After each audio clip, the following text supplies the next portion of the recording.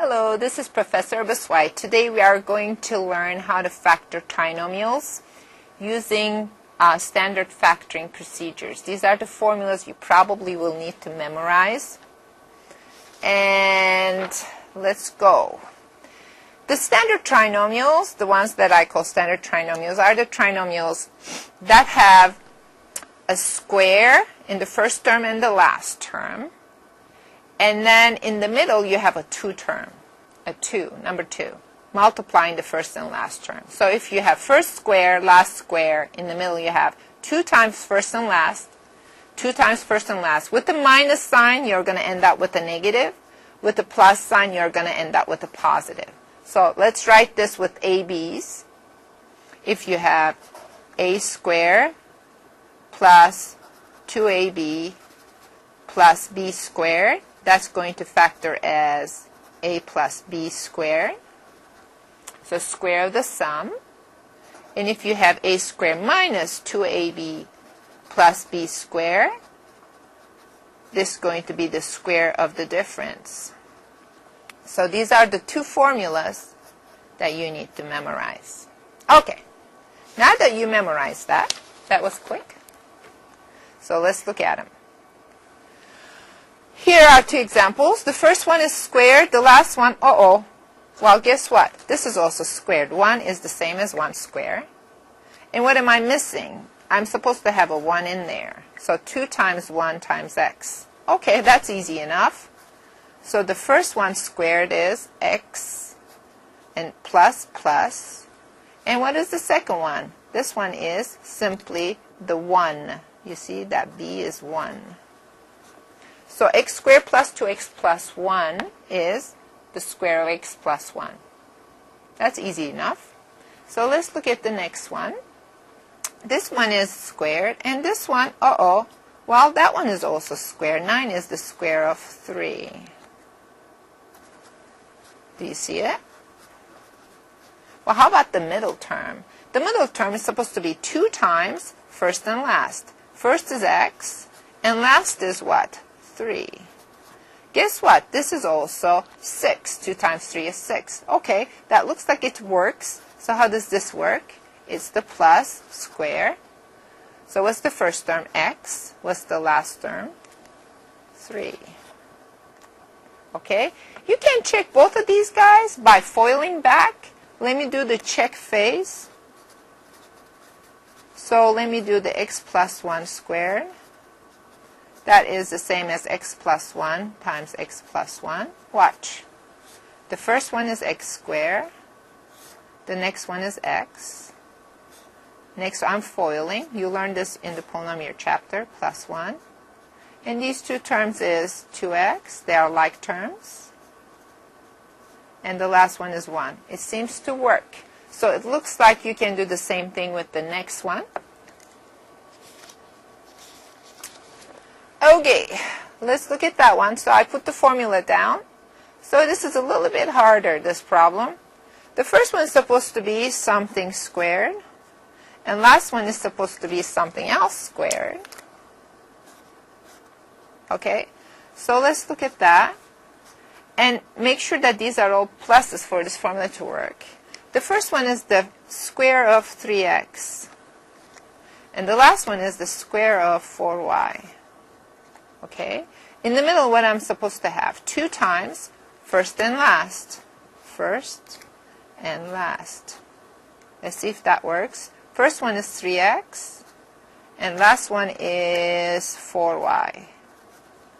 So you can use colors and things like this just to see how it is. And this one is the square and square. Okay. Let's see, 2 times 4, that's 8 times 3, 24, xy. Yeah, it looks like it. So did you notice that I dealt with the first and the last term first? And then checked the middle term. And all you have to do is just now use the formula. The formula says first and last, add it, square. First is 3x, last is 4y. Okay. Okay, so let's look at this. What's wrong with this one? I just put be careful in big letters. So I kind of go and do the same thing. Okay, this one is the square of 3x. This one is the square of 4y. And the middle term is 2 times first and last. Do you see it? It looks ideal. Yay! No. The problem is this guy is negative. You leave this one alone. This does not apply to this formula. Leave it alone. Okay? There may be another way of factoring this out, but there isn't. So, because we are going to learn how this works, and it may not work out, but the point is it's not going to apply to this formula because of this minus. So pay attention to that. Okay, so let's do the ones with the minuses. The minus, remember, is not on here, it's in the middle. So let's look at that. If I have a minus, this one is x squared, this one is 1 squared. And the middle term is, so let's do that, x and 1, and now you have a 2.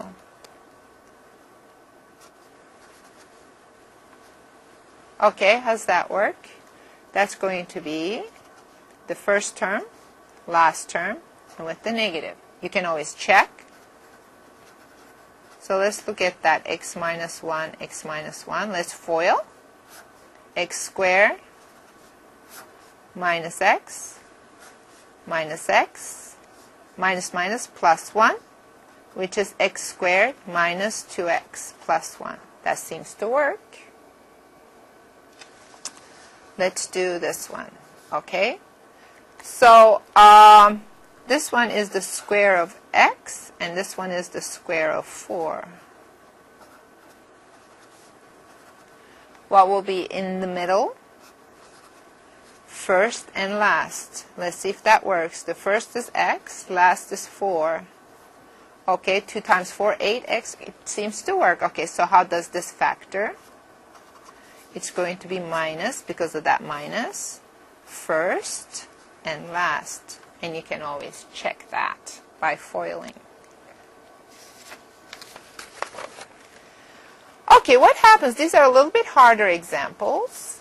What happens if I don't have a number, but I have a number with a variable? Okay, you use the same thing, so I'm going to do it with colors. Here's your red. Here's your blue. The first one is the square of 2x. The last one is the square of 3y. And the middle term is supposed to be what? Minus 2. And let's check first and last. Last is 3y. And the first is 2x. Let's see if that works. This one is 2 times 3, that's 6, times 2, 12. It looks like it does work. Since it does work, this is the square of first and last. And it has a minus in the middle because of that minus sign. Okay? So these problems are a little harder, not a whole lot harder. Okay. Be careful. Again, what's wrong with this one?